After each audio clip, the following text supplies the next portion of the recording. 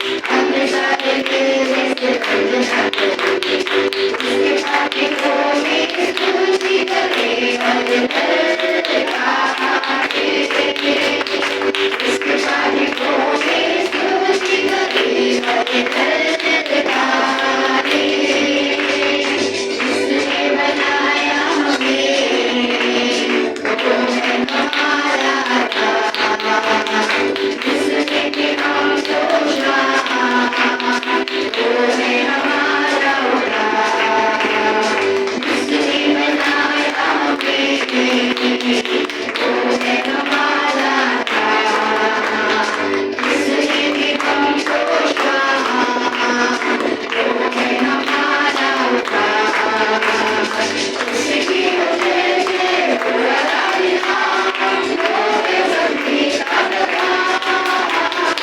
उसकी वजह से पूरा दुनिया वो है सबकी ताकत। आओ हम यहोवा का धन्यवाद करें, अपने सारे बेटे से वंदना करें। आओ हम यहोवा का धन्यवाद करें, अपने सारे बेटे से वंदना करें। उसके पापों में स्तुति करें, हर गाए। उसके पापों में स्तुति करें, हर गाए। अपने सारे तन मन से नाम उसकी महिमा करें। वो है शिफा और नजात, उसकी प्रशंसा करें। अपने सारे तन मन से नाम उसकी महिमा करें। वो है शिफा और नजात, उसकी प्रशंसा करें। वो है जगदाता और उद्धारकर्ता, उसकी वजह से सदा।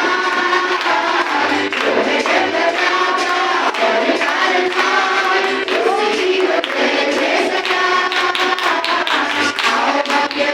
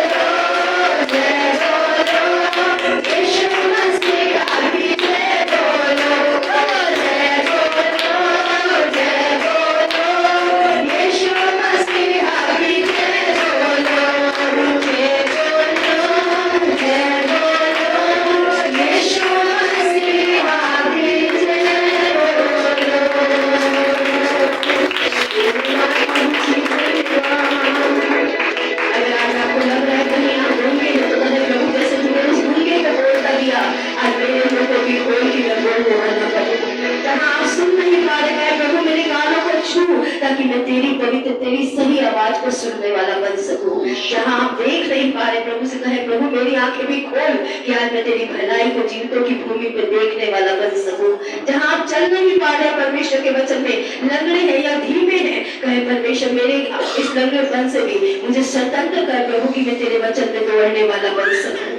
आज कहे प्रभु तू जो युग एक सह पिता, आज प्रभु फिर से मेरे जीवन में, मेरे परिवार में, मेरे बच्चों में, मेरे पड़ोस में, मेरे दायरे में काम कर प्रभु, ताकि तेरी महिमा को आज मैं और उत्साह के साथ और विश्वास के साथ प्रभु जी में गाने वाला बन सकूं। धन्यवाद प्रभु, ये सारा कार्य जो आपने हमारे जीवनों में किया पिता, आज आपके प्रेम की भलाई का धन्यवाद देते हैं परमेश्वर पिता। आज आपकी महिमा गाने में हम सभी की मदद और सहायता कीजिए प्यारे पिता। Thank you Jesus, thank you father.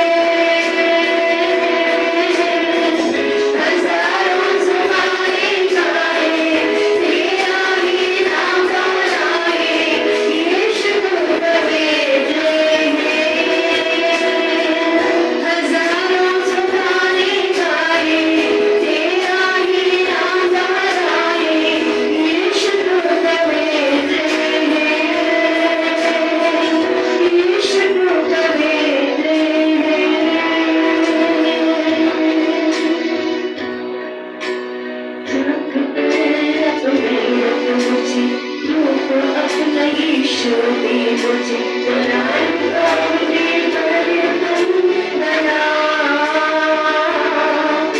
आकार दे अपने हाथों से तेरी मर्जी हो मुझसे ऐसी बशक मुझको बना चाक पर अपने रब मुझे रूप अपना यीशु दे मुझे दलाल का अपने बर्तन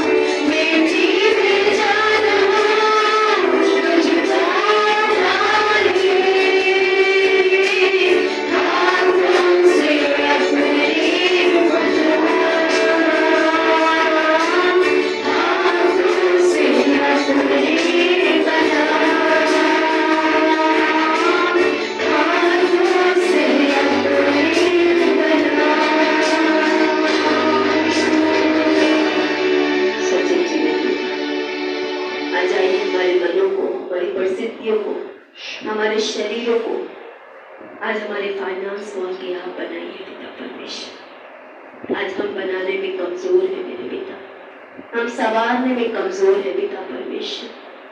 प्रभु आज हमने अपनी बुद्धि से बहुत किया, लेकिन आज इस साल में हमारी प्रार्थना है प्रभु अपनी बुद्धि से हमें बदलिए मेरे पिता।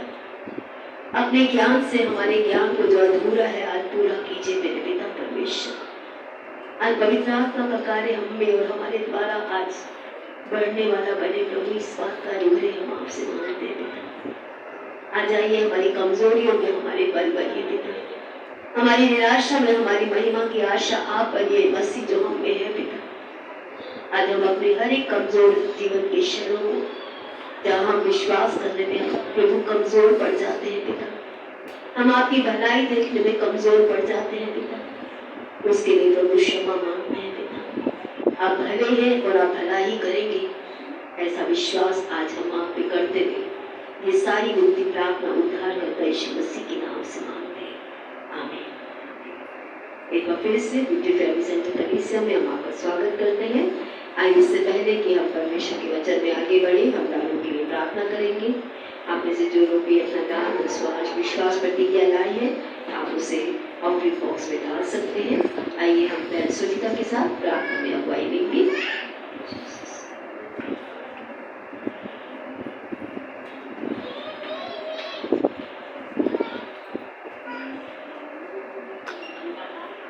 आप में से जो ऑनलाइन के माध्यम से जुड़े हैं, हम आपका ब्यूटी फैमिली सेंटर कलीसिया में स्वागत करते हैं। परमेश्वर को आशीष दे ऑनलाइन के माध्यम से हमारे साथ जुड़ने के लिए।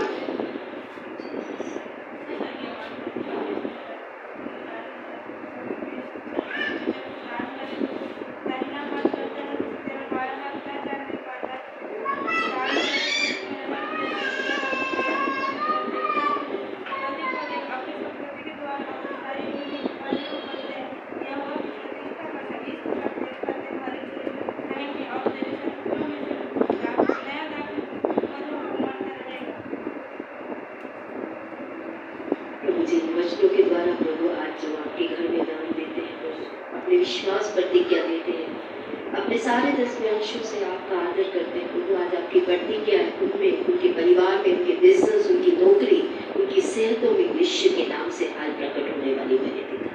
इन दानों को हम आपके अनुग्रह के हाथों में सौंपते हैं पिता। इन दानों का, विश्वास प्रतिज्ञाओं का, दसवें अंशों का प्रभु आज आपके घर की हर एक जरूरत को पूरा करने के लिए प्रभु आप प्रदान कीजिए मेरे पिता। धन्यवाद के साथ ये प्रार्थना यीशु मसीह के नाम से मांगते हैं, आमीन।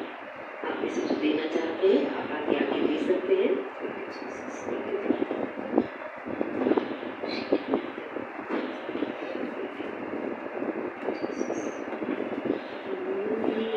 खुदावन हो धन्यवाद, यीशु प्रभु धन्यवाद।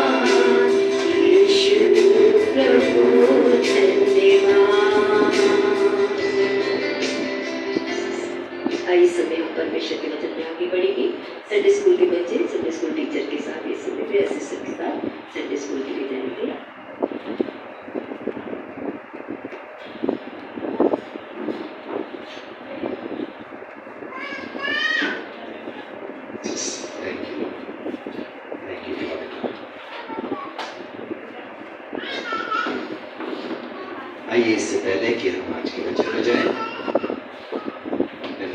परमेश्वर के वचन के लिए तैयार करते हैं। ये हमारे स्वर्गीय पिता प्रभु, धन्यवाद करते हैं इस सुंदर समय के लिए, धन्यवाद करते हैं हर उस जीवन के लिए परमेश्वर जो यहाँ पर मौजूद है परमेश्वर, जो आपकी उपस्थिति में प्रभु आपकी आराधना प्रभु करने के लिए प्रभु, आपके साबत के दिन को प्रभु पवित्र रखने के लिए प्रभु, आपकी उपस्थिति में आपके वचन को सुनने के लिए आए हैं परमेश्वर।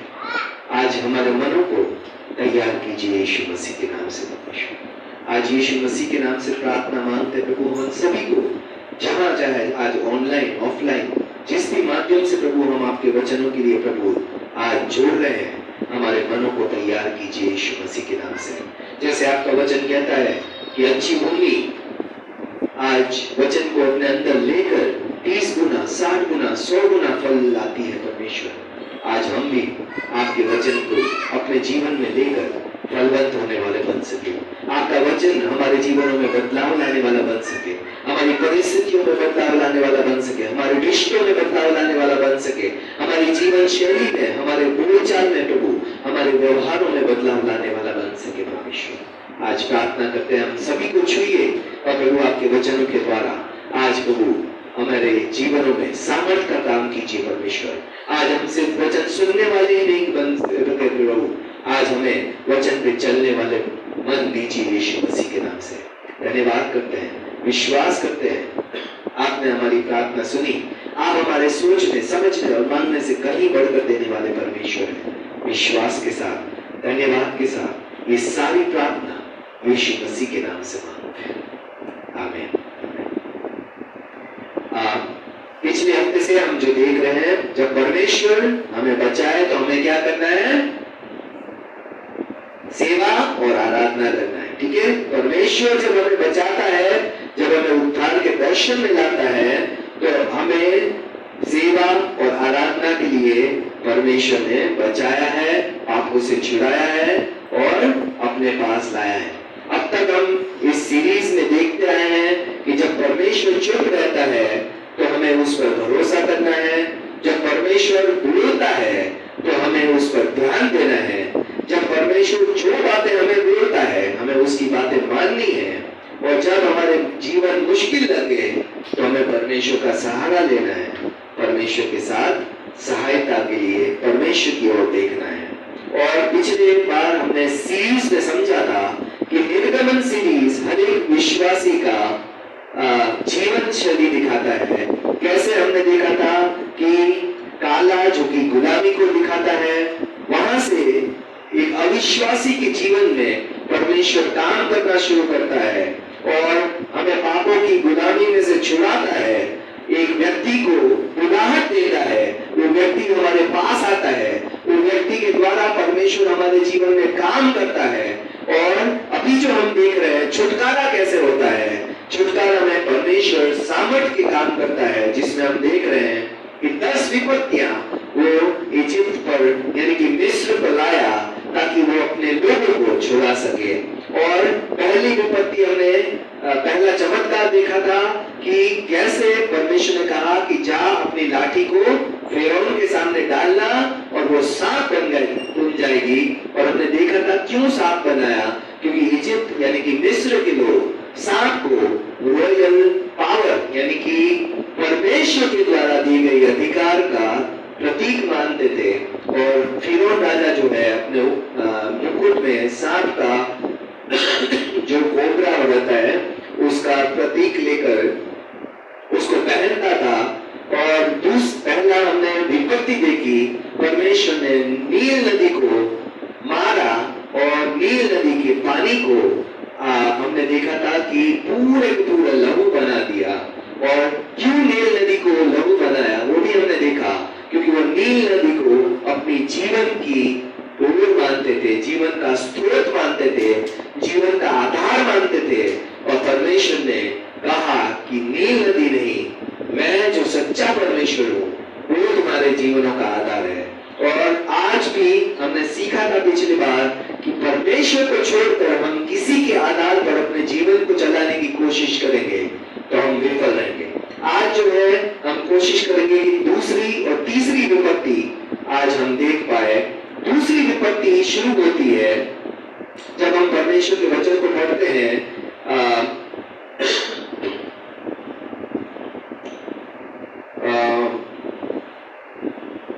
दूसरी विपत्ति शुरू होती है निर्गमन 8 अध्याय और उसका पहला पद से शुरू होती है। और तब यहोवा ने मूसा से कहा, फिरौन के पास जाकर ये कह, यहोवा तुझसे इस प्रकार कहता है कि मेरी प्रजा के लोगों को जाने दे, जिससे कि वे मेरी उपासना करे, आराधना करे, सेवा करे। और यदि उन्हें न जाने देगा तो सुन, मैं मेंढक बेचकर तेरे सारे देश को हानि पहुंचाने वाला हूं। और हम पूछ सकते हैं मेंढक क्यों, है ना? अगर हम परमेश्वर के वचन को सवाल नहीं पूछेंगे तो हम कभी भी परमेश्वर की वचन की गहरी बातों को सीख नहीं पाएंगे। मेंढक क्यों बेचना चाहता था परमेश्वर? क्योंकि मिस्र के लोग मेंढक को प्रजनन क्षमता या तो उपजाऊपन के प्रतीक मानते थे।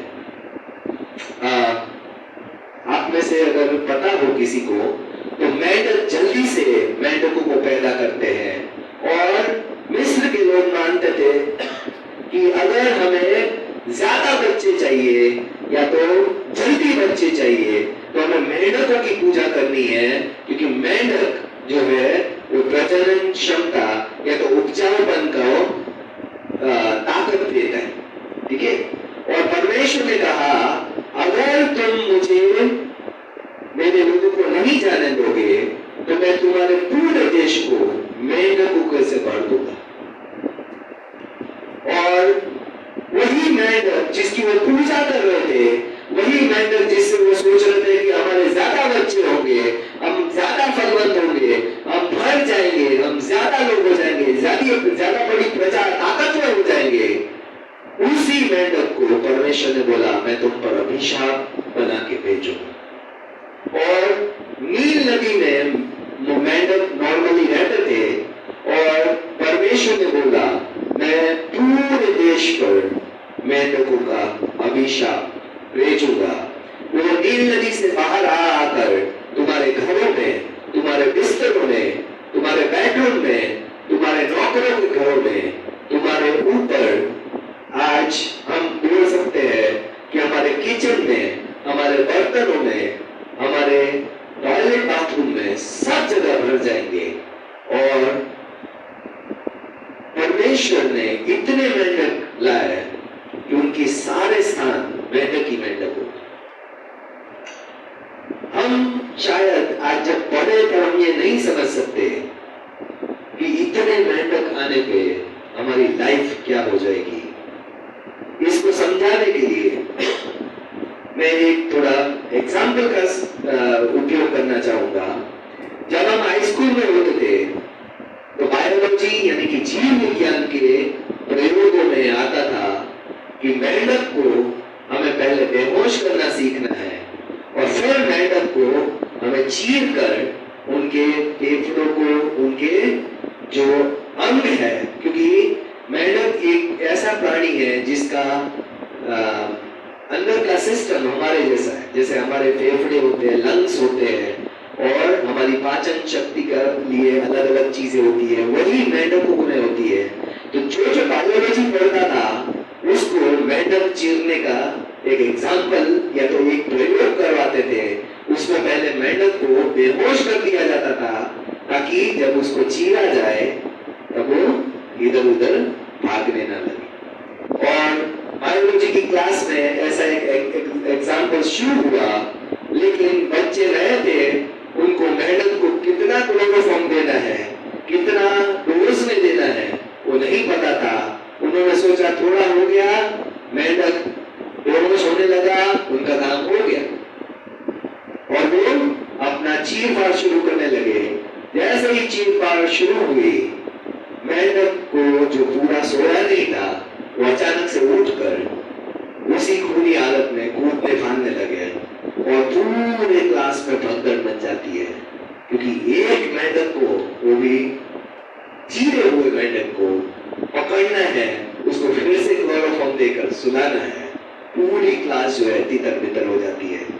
एक मेंढक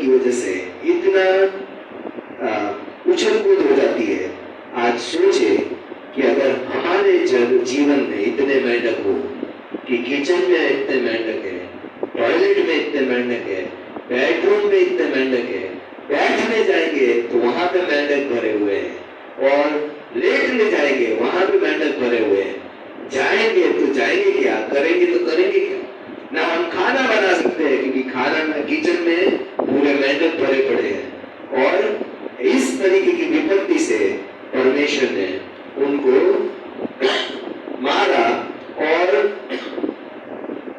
ये इस वजह से थी क्योंकि वो सोच रहे थे मेंढक हमारे परिवारों को, मेंढक की पूजा करने से हमारे परिवार आगे बढ़ेंगे, या तो हम ताकतवर प्रजा बन जाएंगे, या तो हम लोगों पे शासन करेंगे।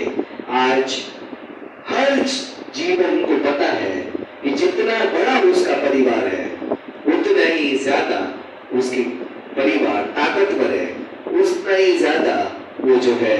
और आज हम जिस दौर में आ गए वहां कम बच्चे तो माने जाते हैं, लेकिन हमारे पहले से अगर हमारे पेरेंट्स और हमारे ग्रैंड पेरेंट्स के तरफ हम देखें तो 1-2 बच्चे अच्छे नहीं माने जाते। 5, 10, 12 ऐसे बच्चों को सोचा जाता था ये सही है, ये परिवार सही है, इसके 5 भाई है, इसके 5 बहन है, इसके 6 भाई है, 7 बहन है, और ये परिवार बड़ा है, ये परिवार बहुत ताकतवर है। और पुराने समय में बड़े परिवारों को ताकतवर परिवार माना जाता था, और इसलिए वो मेंढकों की पूजा करते थे, और वही मेंढक परमेश्वर उनके लिए अभिशाप लेकर आया। यहाँ तक कि उनके प्राइवेट जगहों पे, जहाँ पे टॉयलेट होता है, जहाँ पे किचन होता है, जहाँ पे बेडरूम होता है, वो भी मेंढक से भर गई। आज अगर हमें पूछा जाए हमारी प्राइवेट लाइफ में ऐसा है जो अगर खो जाए तो हमें शर्मिंदा होगी, या हम नहीं चाहते कि कोई हमारे प्राइवेट जीवन के बारे में कुछ जाने, तो आज ये मेंढक जो है हमें वही प्राइवेट जीवन, यानी कि वही अपने जीवन के बातों को जिसको हम सबसे छुपाना चाहते हैं उसको दिखाता है। और आज हर एक जीवन चाहता है कि उसके प्राइवेट चीजें किसी के सामने खोला ना जाए, उसकी इस घर की समस्या है किसी के सामने ना बोली जाए, किसी प्राइवेट बातों को सबके सामने ना कहा जाए, क्योंकि हमें लगता है अगर हमारे जीवन की प्राइवेट बातें खो गई तो लोग हमें जो है वो नीची नजरों से देखेंगे, या हमारा सम्मान नहीं करेंगे, या तो हमारे तरफ गलत नजरों से देखेंगे। लेकिन परमेश्वर जो है वो प्राइवेट लाइफ को भी एक समय खोल के रख देता है, क्योंकि परमेश्वर वहां भी काम करना चाहता है। मेरे पास्टर कहा करते थे जिस दिन विश्वासी प्रभु यीशु को अपने जीवन में ग्रहण करता है, उस दिन विश्वासी अपने जीवन की एक अच्छे से जगह पे आके यीशु को बोलता है, यीशु यहाँ बैठ जाओ। और यीशु जो है वो आपके पूरे जीवन में काम करना चाहता है। वो बेडरूम में जाता है, वो प्राइवेट जगहों पे जाता है, वो हर जगह जाकर कहता है ये सही नहीं है, ये सही नहीं है, यहाँ बदलाव की जरूरत है, ये बात बदलनी है, ये जीवन की परिस्थिति सही नहीं है। और हम बोलते प्रभु तू इस बारे में अभी बात मत कर, मैंने तुझे बिठा दिया है, मैंने तुझे प्रभु मान लिया है, मैं संडे चर्च जाऊंगा, बाइबल पढ़ूंगा, इतना काफी है। इस प्राइवेट जीवन के क्षेत्र में परमेश्वर में तुझसे अभी नहीं सुनना चाहता। लेकिन परमेश्वर, सच्चा परमेश्वर कभी भी किसी भी बात के लिए चुप नहीं रहता। और इसीलिए जब यीशु मसीह किसी के जीवन में आ जाता है तो सबसे पहले उस क्षेत्र में वो काम करना चाहता है जो हम सबसे छुपाना चाहते हैं। और परमेश्वर वहां आके कहता है इन जगहों पे ये चीजें बदलनी चाहिए। मुझे आज भी याद है जब प्रभु यीशु को मैंने जाना, 1 हफ्ता हुआ था, परमेश्वर ने कहा ये बुक जो तूने यहाँ छुपा के रखी है सारी निकाल और उसको जला दे। और क्योंकि बुकें मैंने खरीदी थी, कीमती थी, और अविश्वासी के रूप में वो बुक को पढ़ने में शायद मजा आता था, मैंने बोला महंगी है, मैं किसी और को दे दूंगा। परमेश्वर ने बोला ये तुझे पाप करवाएगी और जिसको देगा उसे भी पाप करवाएगी, तो उसको जला के रख। और कई बार परमेश्वर पाप के क्षेत्र में बिल्कुल समझौता नहीं करते। एक रख लूं, दो रख लूं, परमेश्वर बोलता है पूरी की पूरी जलानी। और तब तक परमेश्वर बोलता रहता है जब तक आप वो ना करो। कुछ भी प्रार्थना करोगे जाके बुक जला, कुछ भी आराधना करोगे जाके बुक जला, कुछ भी हम वचन पढ़ेंगे पहले जाके बुक जला। क्यों? क्योंकि परमेश्वर को पता है जब तक ये रहेगा तब तक ना आपकी प्रार्थना सही होगी, ना आपकी आराधना सही होगी, ना आपके जीवन में वचन आप सही से पढ़ पाओगे, ना परमेश्वर की आवाज सुन पाओगे। और मैंने उस बुक को जलाया, तब मुझे लगा हाँ अभी मैं प्रार्थना कर सकता हूँ, अभी मैं आराधना कर सकता हूँ, अभी मैं वचन पढ़ सकता हूँ, फिर से परमेश्वर की आवाज सुन सकता हूँ। और जितनी बार मैंने परमेश्वर का कहा माना, परमेश्वर आगे बोलता है। जहां मैं मानना बंद कर देता हूँ वहां से परमेश्वर चुप हो जाता है। आज कई विश्वासी को परमेश्वर हमसे बात नहीं करता, परमेश्वर हमसे बात नहीं करता। मैं पूछता हूँ क्या परमेश्वर ने कभी आपसे बात की? हाँ, परमेश्वर ने बात करता। क्या हुआ? क्यों बंद कर दिया? लास्ट टाइम परमेश्वर ने आपको क्या करने को बोला था जिसको आपने बोला मैं नहीं करूंगा, और परमेश्वर ने बोलना बंद कर दिया? वापस हमें वहीं जाना है, वापस कहना है परमेश्वर तूने लास्ट में ये बोला था जो मैंने आज तक नहीं किया, फिर से आज्ञाकारी प्रार्थना चलूंगा, और फिर आप परमेश्वर की आवाज सुनना शुरू कर दो। यहाँ मूसा से प्रभु ने कहा, हारून से कहो अपनी लाठी के साथ अपना हाथ नदियों, नालों और तालाबों पर फैलाए कि वो उस मिस्र की धरती पर मेंढक निकल आए। इतने मेंढक कि सारी जगह भर गई। और जादूगरों ने भी अपनी गुप्त विद्याओं से और मेंढक निकाले। मैं सोच रहा था क्या इतने मेंढक काफी नहीं थे कि उनको भी अपनी जादूगरी विद्या से और मेंढक निकालने। आज कई बार परमेश्वर इंसान की समस्याओं को घटाना चाहता है, इंसान खुद अपनी समस्याएं बढ़ाना चाहता है। और परमेश्वर ने, हम सोचते परमेश्वर तूने क्यों जादूगरों को और मेंढक निकालने दिया? क्योंकि परमेश्वर जानता था जितने मेंढक और निकालेंगे उतनी समस्या उनकी बढ़ेगी। आज क्या हमारे जीवन में समस्याओं की कमी है? कौन कहता है कमी? और समस्या आ जाए। लेकिन आज हम भी शायद उन जादूगरों की तरह ऐसे काम करते रहते हैं जिससे हमारी समस्याएं और बढ़ती जाती है। अपनी बुद्धिमानी दिखानी है, परमेश्वर की बात नहीं सुननी। परमेश्वर तो ये बोल रहा है लेकिन मेरी बुद्धि ये कहती, और हम अपने मेंढक और निकालते हैं, जैसे कि हमारे जीवनों में मेंढक की कमी थी। और जादूगरों ने ऐसा किया, और जादूगरों ने ये नहीं सोचा कि चलो हम थोड़े मेंढक कम करने की कोशिश करें। आज हमें बात पता है कि हम अपनी समस्या घटा तभी सकते हैं जब हम परमेश्वर की बात माने।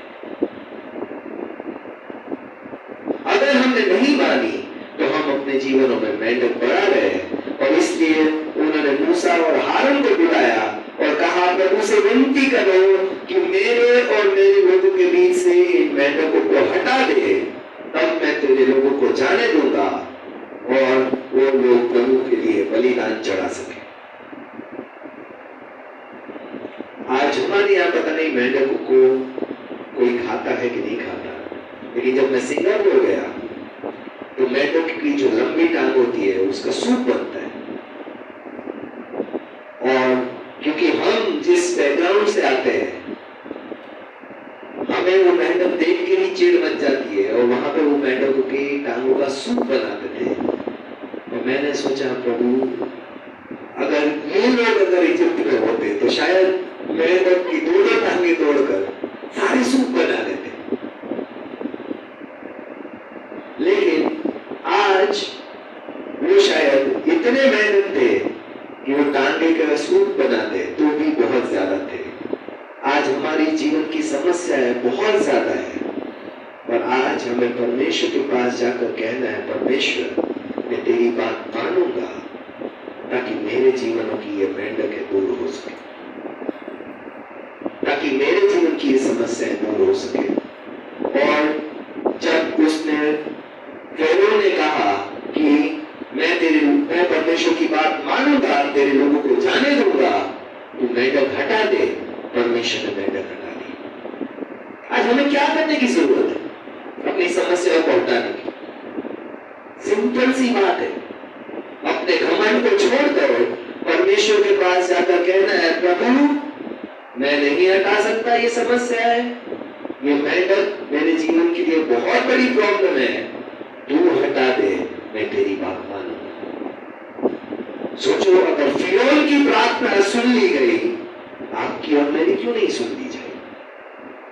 लेकिन क्या हम उस जगह पे कभी आ पाएंगे जहां हम कह सके अपने घमंड को छोड़कर कि परमेश्वर मैं अपने जीवन की समस्या नहीं हटा सकता, तू ही हटा दे, मैं तेरी बात मानूंगा। क्या ये बहुत मुश्किल है कि परमेश्वर से कहना प्रभु मैं तेरी बात मानूंगा, तू जो कहता है वो कर दूंगा, तू समस्या हटा दे? क्या परमेश्वर नहीं हटाएगा? अगर फिरौन को झुकना पड़ा तो हम क्या सोचते हैं? हम बिना आज्ञाकारिता के आशीष पा लेंगे, हम अपनी समस्या को निपटा लेंगे बिना आज्ञाकारिता के।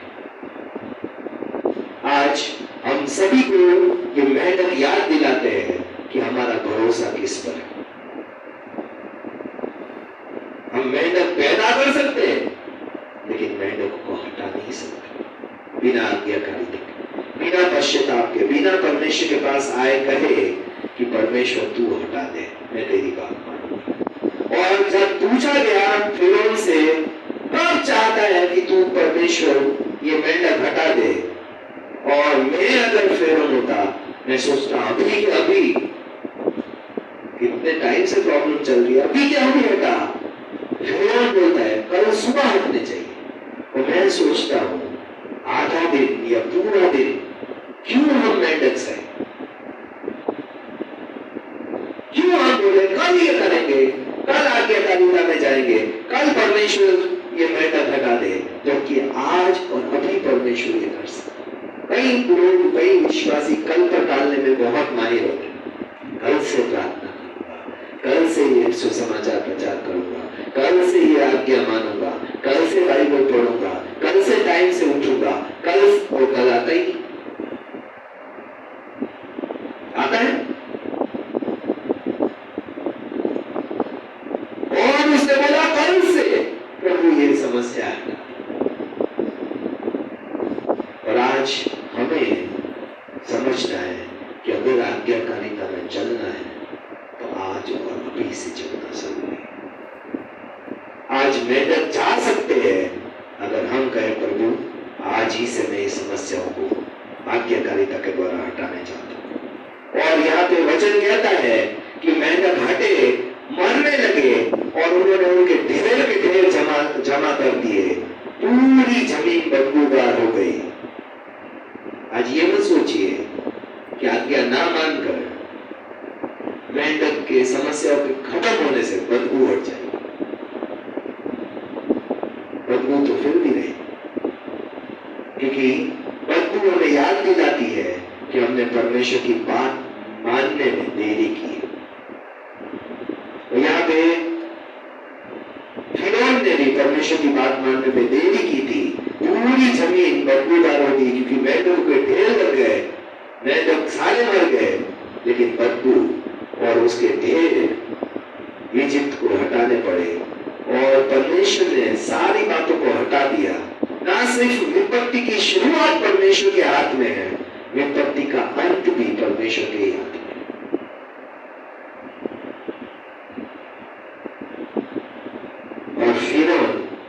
ही विपत्ति हट गई, वैसे ही मैं परमेश्वर के लोगों को नहीं जानता, है ना। जैसे ही चंगाई हो जाती है, हम बीमार होते तो परमेश्वर से बहुत वायदे करते थे, परमेश्वर ये करूंगा, परमेश्वर वो करूंगा, समस्याओं में परमेश्वर तेरे लिए ये करूंगा, परमेश्वर तुझे ये समर्पण दूंगा, परमेश्वर तेरे लिए ये काम करूंगा, तेरी ये सेवा करूंगा। जैसे ही समस्या हटी, वापस उनके मन वैसे के वैसे ही कठोर हो गए, और फिर उसने परमेश्वर को, लोगों को जाने को मना कर दिया। और फिर परमेश्वर ने अगली विपत्ति की बात की, जहां पे लिखा है तीसरी विपत्ति, और आज हम तीसरी विपत्ति देखकर रुक जाएंगे। परमेश्वर ने मूसा से कहा, हारून से कहो कि वो अपनी लाठी आगे बढ़ाए और धरती की धूल पर मारे। और जैसे ही उसने धूल पर मारी, वचन कहता है वहां पूरे देश में धूल में से गनेट्स यानी कि छोटे छोटे कीड़े, कुछ हो सकता है मच्छर हो सकता है। तीसरी विपत्ति में हम देखेंगे, यहाँ पे gnats लिखा है इंग्लिश में।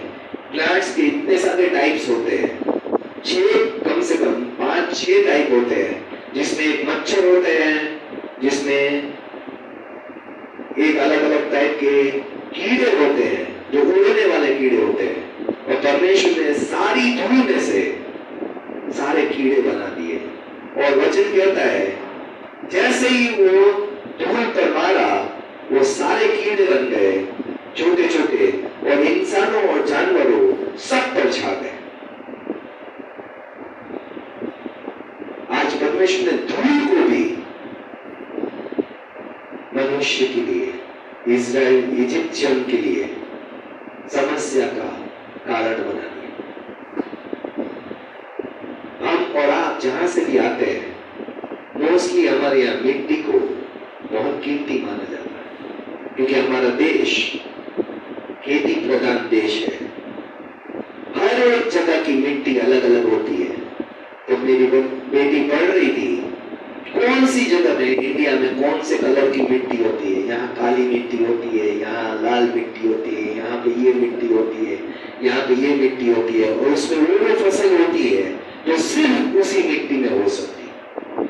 आज हमारे देश की हर एक जगह की मिट्टी अलग अलग है, और हर एक जगह की मिट्टी का कलर अलग अलग है। उस मिट्टी में क्या क्या चीजें उपजती है, बनती है, पैदा होती है, सब कुछ अलग अलग है। और यहाँ पे परमेश्वर सारी मिस्र की मिट्टी से वो कीड़े ले आया, जिस मिट्टी की पूजा करते हैं, क्योंकि हर एक किसान अपने कहते हैं मिट्टी से जुड़ा हुआ किसान होता है, और वो मिट्टी से ही रोटी खाता है, रोटी बनाता है। आज उसी मिट्टी को परमेश्वर ने कीड़े बना दिए, और गैनेट शायद साइज में बहुत छोटे छोटे होते थे, शायद मच्छर जितने या मच्छर से भी कम, लेकिन वो गर्म खून वाले जीवों को खून पीकर जीवन जीते हैं। और उन्होंने सारे लोगों, चाहे इंसान हो चाहे वो एनिमल्स हो, सारों के खून पीना शुरू कर दिया। और रोजमर्रा जिंदगी में आज हम जब कलीसिया में बैठते हैं, 1 या 2 मच्छर आ जाते हैं, तो हम सोचते हैं जब तक ये मच्छर नहीं जाएगा तब तक हम फोकस होकर कुछ काम नहीं कर पाए, है ना। कई बार एक मच्छर रात को हमारे कंबल में या बेड शीट में घुस जाता है और गुनगुन करता रहता है, और कितनी भी गहरी नींद हो हमारी, वो गुनगुनाहट हमें सुनकर हमारी नींद खराब हो जाती है ना। एक मच्छर की गुनगुनाहट से हमारी पूरी नींद डिस्टर्ब हो जाती है। जब तक मारेंगे नहीं उठकर, तब तक नींद वापस नहीं आती। और यहाँ पे मिट्टी से भरकर परमेश्वर ने इतने मच्छर, इतने छोटे छोटे कीड़े बना दिए। मुझे लगता है उनका जीवन आसान नहीं रहा। आज हम गाड़ी चलाते हैं या व्हीकल चलाते हैं, या जब हम बैठे होते हैं, एक मच्छर हमें बड़े परेशान कर देता है, तब तक हम शांति से नहीं बैठते थे जब तक उसको मार ना दे या उसको भगा ना दे। आज परमेश्वर ने सारी मिट्टी को मच्छर बना दिया, क्योंकि वो मिट्टी की भी पूजा करते थे। लेकिन प्रॉब्लम ये हुई कि जब जादूगर और मच्छर पैदा करने गए तो अब तो वो और मच्छर भी पैदा ना कर पाए और उन्होंने साफ कह दिया ये तो परमेश्वर के हाथ का कमाल है, हम ये नहीं बना सकते। आज हम सोचते हैं कि हम जो चाहे अपने जीवन में कर सकते हैं, लेकिन परमेश्वर हम सभी को एक ऐसे स्थान पे लाके रखता है जहां पे हमें लगता है हम नहीं कर पाएंगे। जादूगरों को भी ऐसे स्थान पे लेके आया जहां पे उन्होंने बोला हम मिट्टी से मच्छर पैदा नहीं कर सकते। आज आप सभी के जीवन में ऐसे काम है जिसके पास परमेश्वर आपको लेके आता है ये दिखाने के लिए कि आप ऐसी बहुत सी चीजें हैं जो आप अपने आप नहीं कर पाओगे, सिर्फ परमेश्वर ही है जो वो कर सकता है।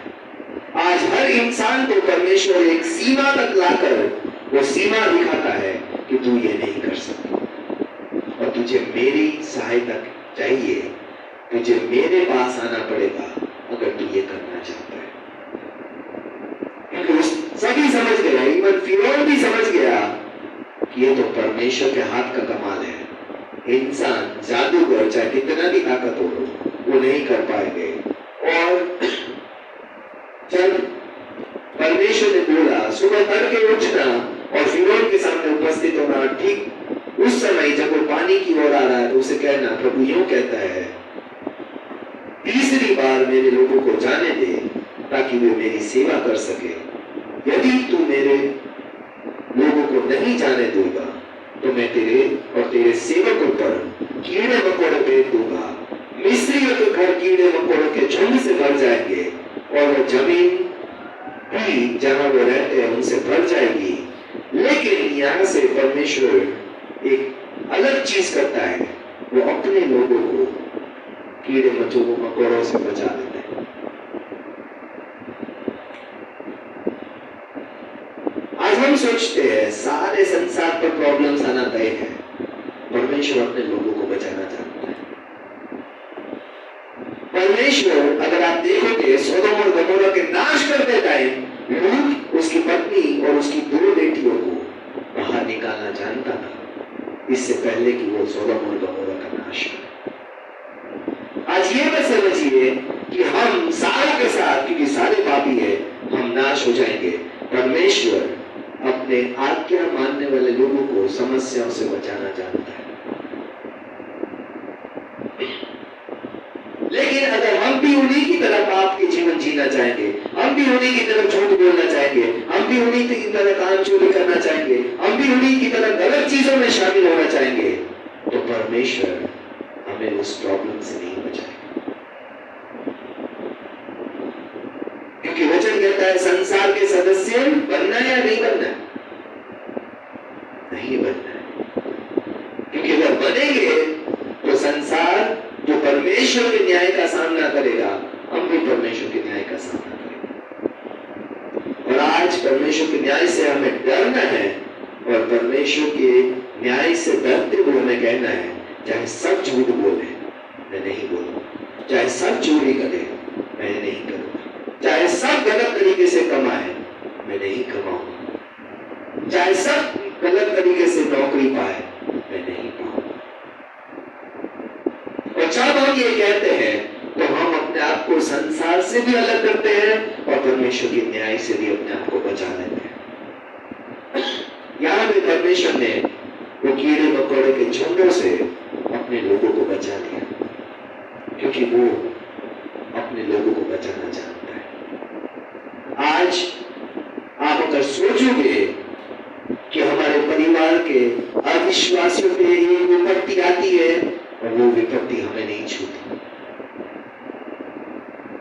सारे बीमारी में हम कोविड में भी देख रहे थे, बहुत सारी विपत्तियां आई, परमेश्वर ने अपने लोगों में से एक को भी नाश ना होने दिया।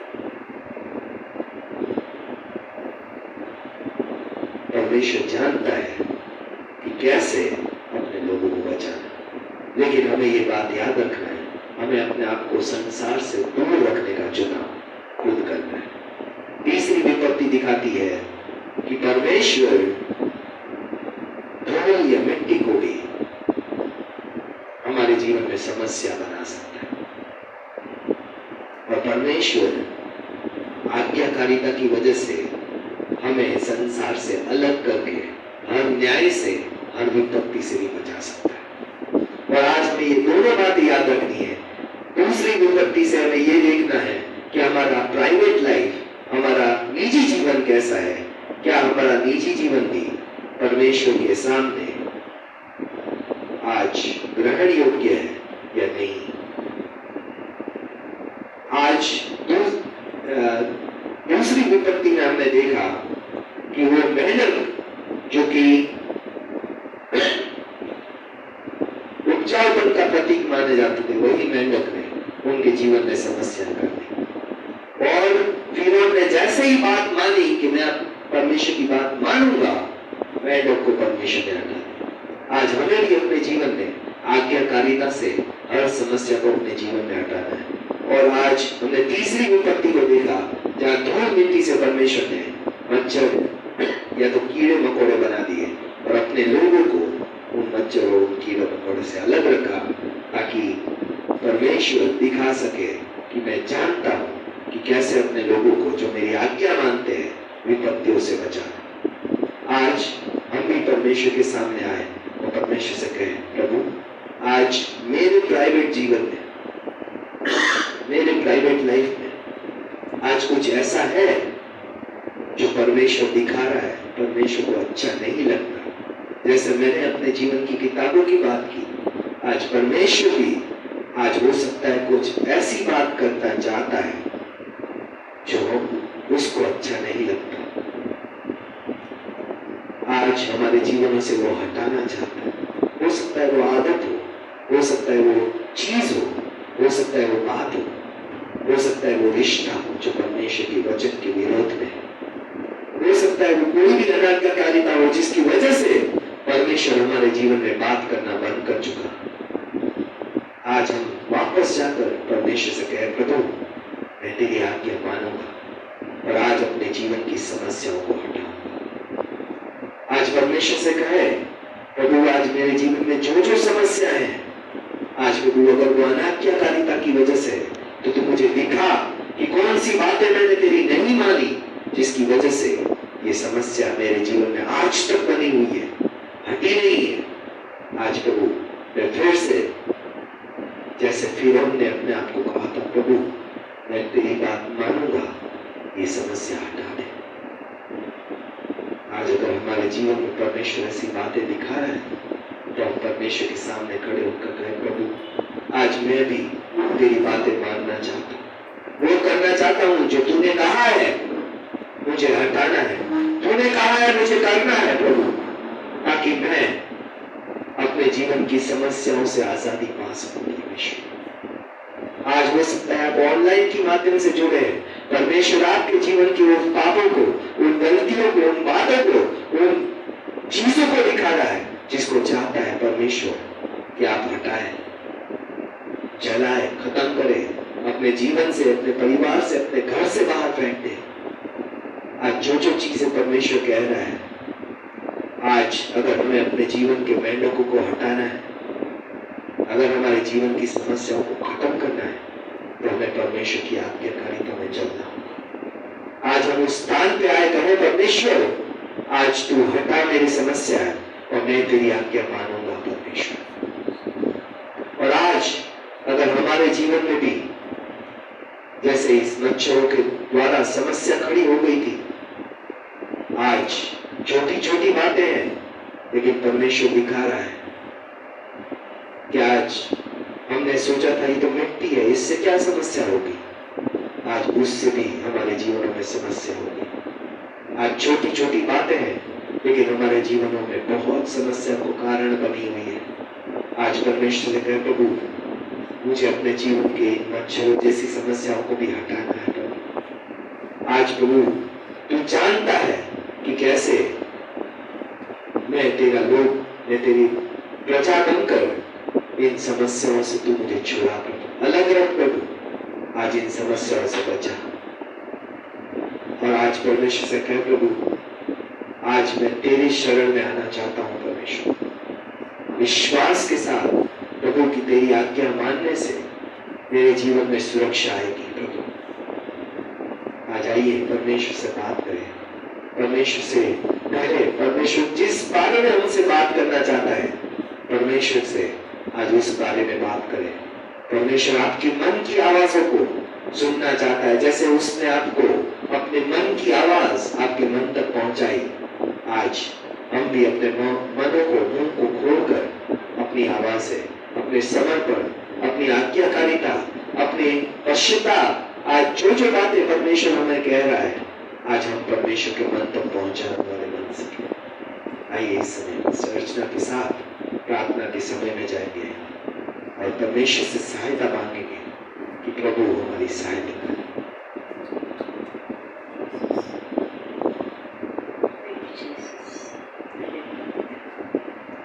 सच्चे जीवित मैं पवित्र आत्मा वचनों के द्वारा आपने जिस जीवन से जो बातें की है आज प्रभु बातों में अपने बच्चों की सहायता कीजिए मेरे पिता। आज हमारे निजी जीवनों में प्रभु हम आपको काम करने का वो शुक्र में क्षेत्र प्रभु जो मनुष्य नहीं देखता लेकिन आप देखते हैं मेरे पिता। आज उन जीवनों में भी प्रभु हम आज आपको काम करने का मौका दे पाए पिता। हर वो गलत बात से अपने आप को हटा पाए प्रभु, जिससे आज हमारे जीवन में समस्याएं बढ़ रही है।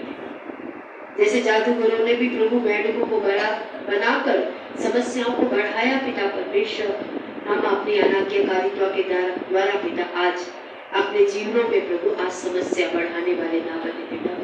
अपने परिवारों में, अपने कामों की जगह पे, अपने रिश्तों में प्रभु समस्याओं को बढ़ाने वाले ना बने पिता।